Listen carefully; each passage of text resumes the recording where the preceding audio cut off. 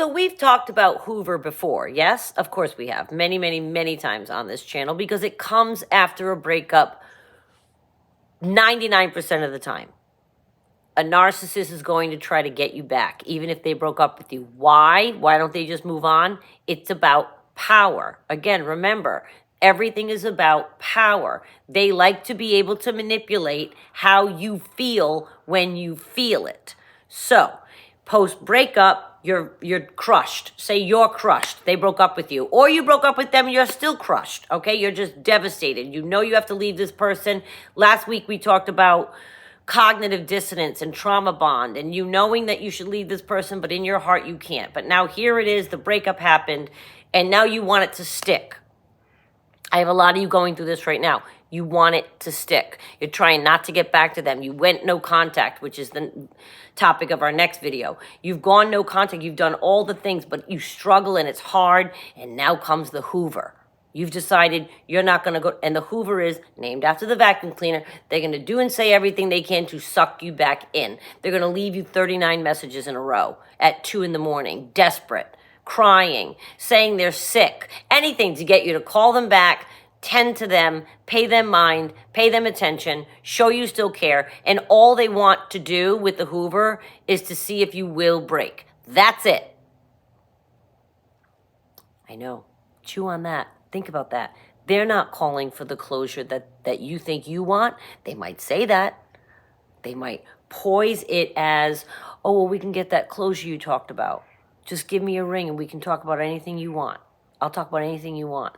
They're hoovering you. And they're going to say anything that, I'm sorry, I made a mistake, I love you, you're right, I can't live without you. That's what the hoover might sound like. Or you're wrong, or I didn't realize how much I loved you, but now I do. Now that I left you and you're not in my life, now I realize how much. That will make somebody call you back. But listen, if they have this disorder, they're trying to say things to make you call back. These are all things that you would think if you heard them from a healthy individual, I love you, I'm sorry, let's get back together, you might call them back if you still love them. This is a person with narcissistic personality disorder. The hoover is about seeing if you will break. Seeing if they still have the power to make you swoon like they did in love bombing. Seeing if they still have the power once you do call them back to make you upset again when suddenly they're unavailable. Or they hang up the phone after 2 minutes, even though they tried to get you 50 times in a row. And now they only talked for 2 minutes. They were cold. They didn't really talk about anything. Nothing came to fruition that they promised on the hoover and the 39 phone messages. And now you're more frustrated than ever and you feel like I should never have called him back. You're right. But everyone has to go through their own thing. I don't tell you what to do. I broke hoovers. I did it. I broke no contact. I went through everything. No contact where you block. And again, we're going to get into that in the next video because it all goes together, doesn't it? The breakup, the hoover, and no contact all go together this week because it's all part of what you're going to do to make yourself feel strong. This hoover attempt, just like these past holidays, I made a hoover video. Valentine's Day is coming up. And we talked about the hoover during Valentine's. I think the last couple of years I did them right around Valentine's Day. But it's another time that is ripe for the narcissist to make hoover attempts. Remember, they ruin big occasions, right? So your narcissist right now is not with you. There was a breakup. You don't think they're alone, right? Oh God, no. They're not alone. So they're with someone. Now they get into a fight. They blew up a big event over there. They might have blown up. It might have been a fight about what they're going to do for Valentine's Day. We're in February now. So they get into a big fight. They storm out of whatever person they just got in a fight. And whose phone's going to ring? Anyone in their phone that they think will answer is going to have a reach out from this narcissist. That's the thing that I wish I recognized. He wasn't just calling me. Are you kidding me? No.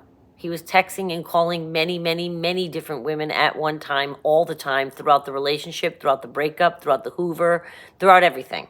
And right now, I'm positive he's doing it to another person, wherever he is. I don't know him. I don't know his life, but I don't have to. I know that what he did in his life is what he did in his life.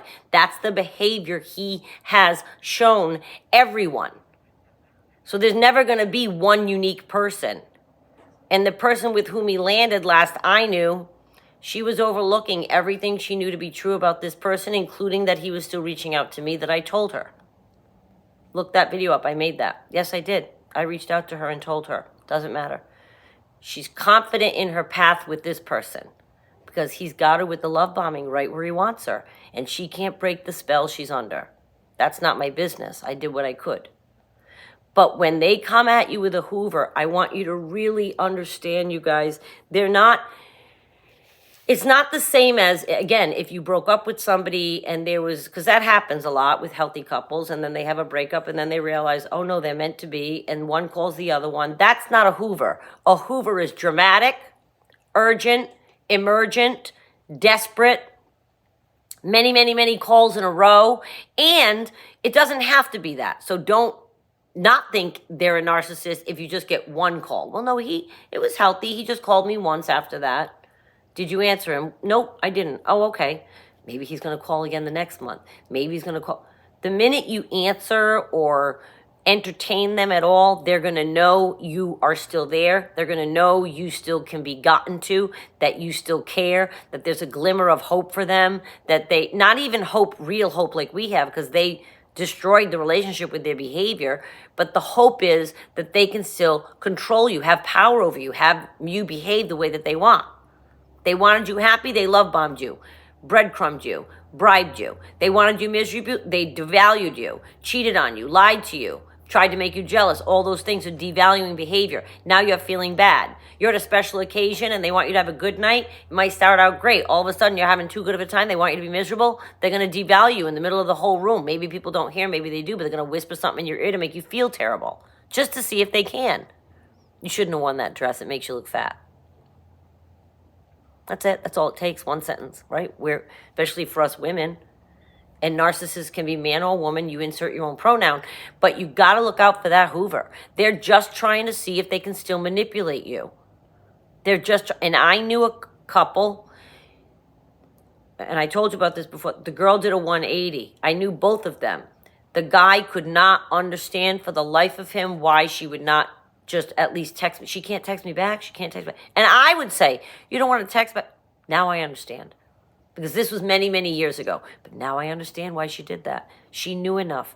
She used to say, it's not going to go anywhere. There's nothing I'm going to say that's ever going to make any difference. I've said everything to the nth degree and more, and he never understood.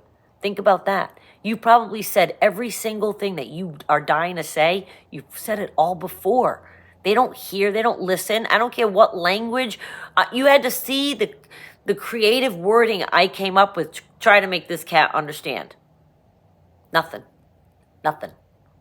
Did he feign understanding? Sure. Did he feign being apologetic? Absolutely. Did he say I'm sorry? Sure. Fake tears, cry? Yeah, absolutely. Did he mean any? No. None of it was genuine. Not 1 ounce of it. But here I am entertaining. And when I think back on past relationships with whom I did the 4-hour talk and trying to, I think they must have just been like, wow, this one's a live one. I picked the wrong girl this time. She won't shut up. When is she going to stop talking? Oh my God, do I have to cry again? I swear this is what's going through their mind the whole time we're talking. The whole time. And is she going to make me pretend to be sad again? Oh, how long do I have to put up with this? Meanwhile, they're already texting other people. They're already reaching out to other people. They already have new supply on the sideline lined up while they're hoovering you. They have a new girlfriend or boyfriend. Your pronoun again, you insert your own. But, right? That's what the hoover is. And Valentine's Day is a ripe time for it. And I want you to be ready. I want you to be ready. If you have an ex and they've made a mockery of their life or they're miserable out there, they don't want to be alone on Valentine's Day.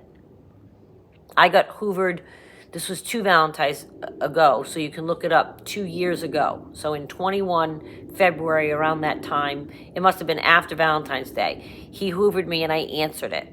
And I think I made a video, I think it says I answered the hoover. I didn't answer it in time for Valentine's Day. He called me for 5 days straight, like Thursday, Friday, Saturday, Sunday, through Valentine's Day. Valentine's Day was a Friday or Saturday, I think. Finally, on Monday morning, the calls didn't stop. And on Monday morning, finally, when I got around to it, which was after, I was like, what is going on?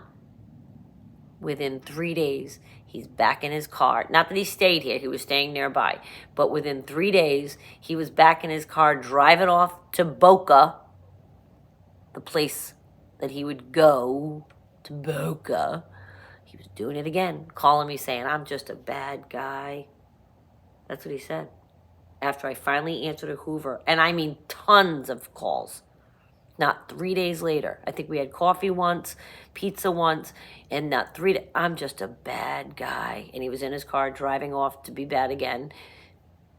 So he didn't mean one word. All he wanted to see was if I did reach back to him, which I didn't through Valentine's Day, but I did afterwards. So watch yourself. Don't fall for it. It's a very mean thing they do just to see if they still have control over you. Thanks for watching, you guys, and I'll see you next time.